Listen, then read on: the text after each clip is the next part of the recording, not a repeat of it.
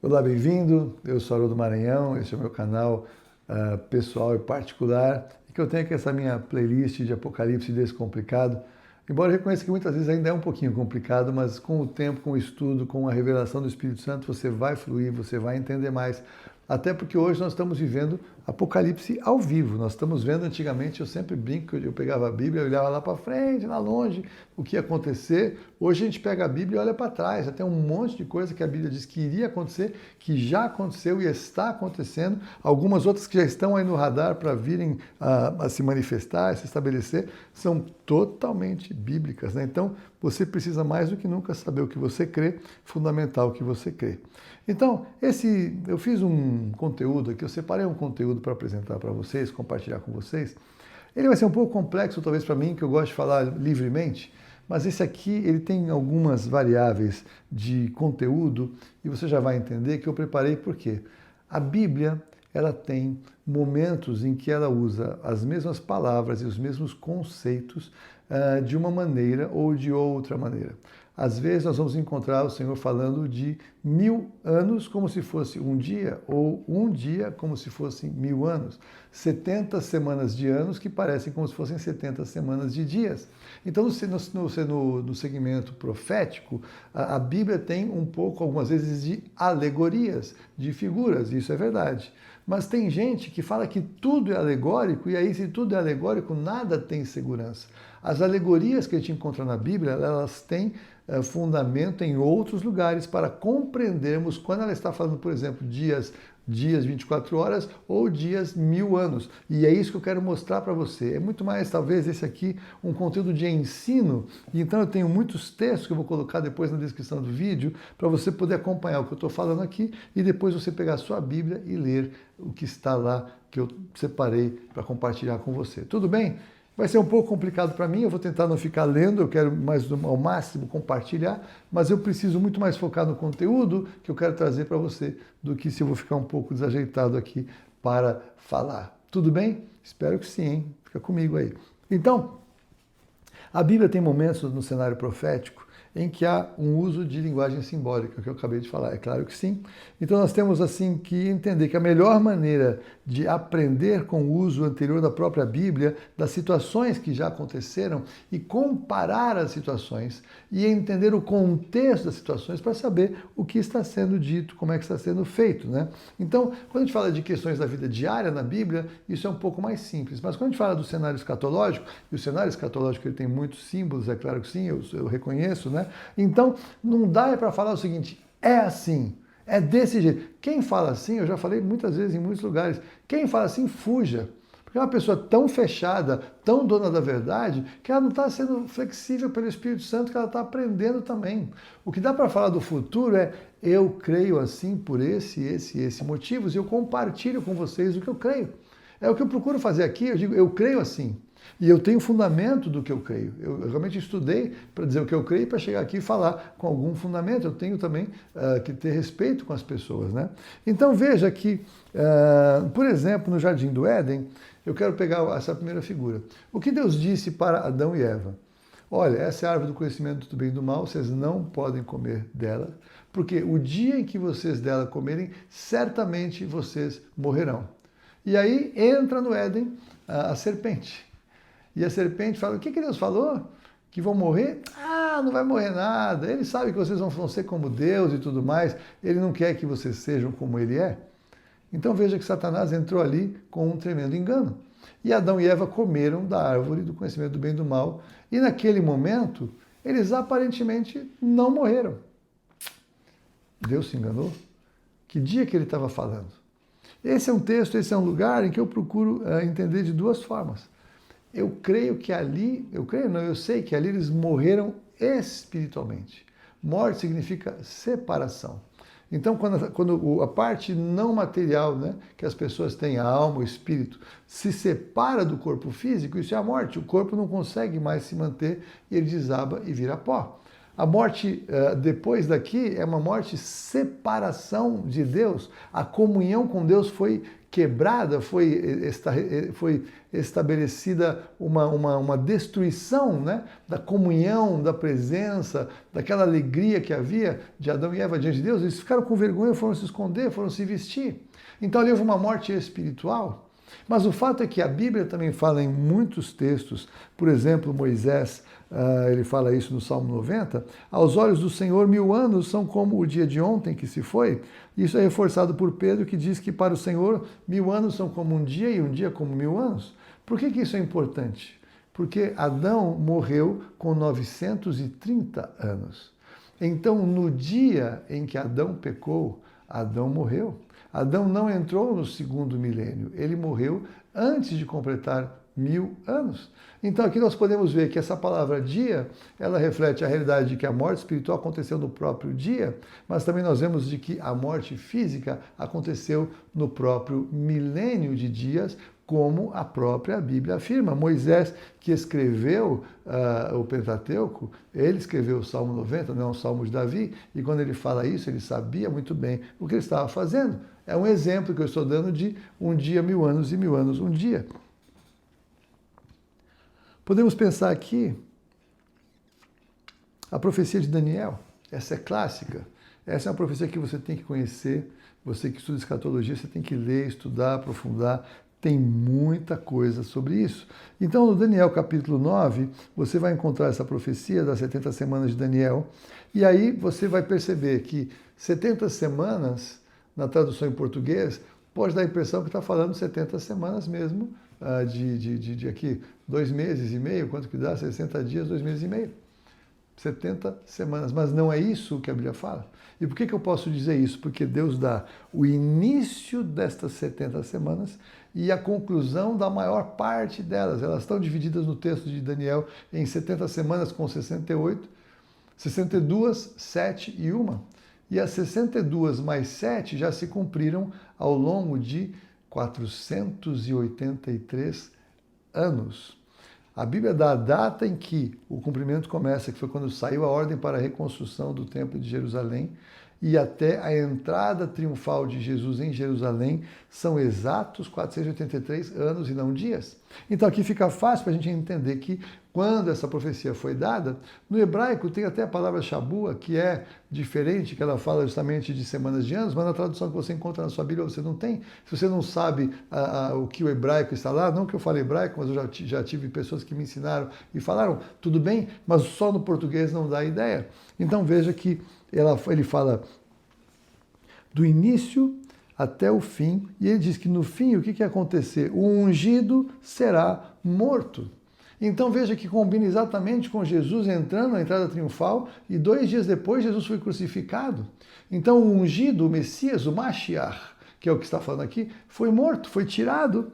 E ali então acontece que o tempo parou ali. A partir dali, esta última semana de 7 anos, que é bem específica, ela não se cumpriu. Ficou faltando o cumprimento de uma última semana que precisa ser cumprida exatamente como uma semana de anos e que no caso do texto de Daniel, eu recomendo que você leia, vai ser dividida em 2 partes. 3 anos e meio e 3 anos e meio. Isso está literalmente escrito na Bíblia. Então veja que nós estamos percebendo que essa semana nunca se cumpriu. Coincidentemente, esta semana, ela combina exatamente com o que nós entendemos como a grande tribulação, como a última semana de anos desta profecia. Por quê? Porque a profecia de Daniel, ela não é para a igreja de Jesus Cristo. Daniel nem sabia que haveria uma igreja. A Bíblia fala que Daniel, no capítulo 12, quando está escrevendo algumas questões, lá no último capítulo, o que acontece é que ele fala que ele não entendeu o que ele escreveu. Ele pergunta para o anjo, o que é isso? E o anjo, então, diz para ele o quê? Daniel, isso aqui é para muito longe, lá para frente. Fica tranquilo, você vai descansar, você vai dormir com seus pais, ou seja, você vai morrer e no último dia você vai se levantar para receber a sua herança. Fique em paz, está tudo certo. Então Daniel não entendeu. Agora, esta revelação da última semana, ela encontra então o respaldo, por quê? Deixa eu ler aqui o texto. Então ele vai falar que é essa semana em que o anticristo, o abominável, ele vai estabelecer um acordo com muitas nações por 7 anos. 7 por uma semana. já está 7 anos. Ele vai quebrar no meio da primeira semana. Quando você lê esse mesmo texto um pouquinho mais para frente, você vai ver que é falado em Apocalipse, por exemplo, 42 meses. O que são 42 meses? A metade de 84 meses, que é exatamente 7 anos. Então você veja que os múltiplos eles começam a aparecer. A Bíblia também fala, eu vou colocar todos os textos aqui para você ver, eu só estou falando agora para não ficar, eu tendo que ainda colocar o texto, tempo, tempos e metade de um tempo. Claramente uma figura, porque está dentro do mesmo contexto, no mesmo segmento em que a palavra de Deus está falando sobre a divisão da semana em duas partes. Você vai encontrar também 1260 dias, que é para a pregação das duas testemunhas, que é exatamente metade da grande tribulação. Então veja que neste caso não são dias literais, mas são anos. E por serem anos, fica fácil a gente entender e identificar que a semana que falta é a semana que não aconteceu ainda. E por que ela não afeta a igreja, eu creio? Porque esta semana ela é para Israel. A profecia das 70 semanas é para Israel e para Jerusalém. Durante a grande tribulação, a Jerusalém emerge como um lugar central de todo o caos e toda a perturbação que haverá contra Israel, contra o povo escolhido por Deus que mora naquele lugar e que não se converteu a Cristo. Então, o foco da 70ª semana é para Israel, ela tem que acontecer depois do fim do período da Era da Igreja. A Era da Igreja, ela tem 2 dias, interessante, né? 2 dias. Jesus, ele fala na parábola do bom samaritano que... Não, deixa eu voltar um pouquinho. A semana que Deus criou, na criação, Deus criou a semana na criação, porque na criação ele não apenas criou o mundo, criou todas as coisas que nós conhecemos e tudo mais, mas ele criou o conceito da semana. Ele trabalhou 6 dias e descansou no 7º dia. Isso aponta para um sistema maior, porque a Bíblia diz em Apocalipse, lá no finalzinho, capítulo 20, se não me falha a memória, 21, que Jesus vai voltar para reinar e descansar sobre a criação por 1000 anos, chama milênio, são 1000 anos literais. Por que isso é importante? Porque então a história da humanidade, nós estamos completando agora praticamente 6.000 anos da história da humanidade. Então, se Deus trabalha com lógica e com ciclos de tempo perfeitos, com trabalho e descanso, 6 dias e o 7º dia, nós podemos perceber que isso combina muito bem com o que está acontecendo agora.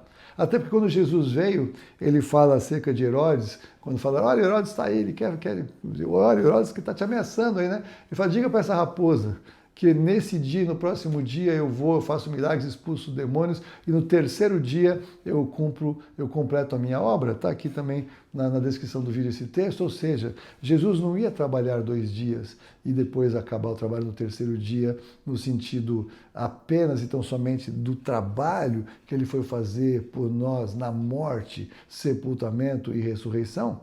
Mas se ele iria expulsar ainda demônios por 2 dias, ele não fez isso depois que essa situação acontece, já do finalzinho do seu ministério ali, ele na verdade ele foi preso, ele foi levado para ser crucificado. Então, 2000 anos combinam com o milênio, que é o que falta para completar os 7 dias, os 7 milênios da história da humanidade, da história da criação de Deus aqui. Então nós podemos entender o quê? Que o tempo profético, ele não vai contrariar as Escrituras, nós só vamos perceber algumas coisas já no fim do seu cumprimento.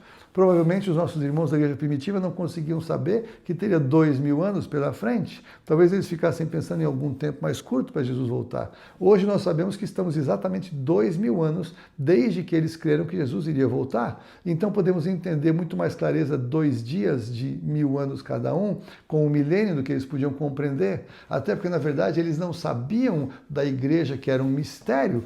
Paulo vem revelar o mistério da igreja logo depois, nas suas cartas. Ele entendeu, então, acerca do que Cristo falava. Então, a igreja ela se torna como que um parênteses para os judeus a partir do momento em que Jesus Cristo subiu aos céus e os deixou para começarem a igreja. Predominantemente, a igreja original primitiva era constituída por judeus convertidos, para voltar depois a falar com eles nos 7 anos da grande tribulação. Para os judeus, não para a igreja. Não para a igreja, mas para aqueles gentios que não crerem, vão estar no mesmo segmento que eles. A angústia de Jacó dura então 7 anos, como diz a Bíblia. Então, nós podemos ver por essas contagens de tempo, 1.260 dias, 42 meses, tempos e metade de tempo, metade de uma semana, todos eles apontam claramente para 7 anos que ainda não se cumpriram, porque o que está lá nunca aconteceu na história da humanidade, serão dias como nunca antes houve, diz o Senhor Jesus, nem nunca jamais haverá. Nós podemos entender também, por exemplo, aqui numa simplicidade, que Jesus diz que vai livrar a igreja de Filadélfia da hora da provação que vai haver pela tribulação. Jesus vai livrar por 60 minutos? Não, vai livrar da hora. Nesse caso, a hora vão ser 7 anos, vai livrar plenamente daquilo que vai acontecer naqueles dias. Então o tempo agora ele muda um pouquinho de configuração.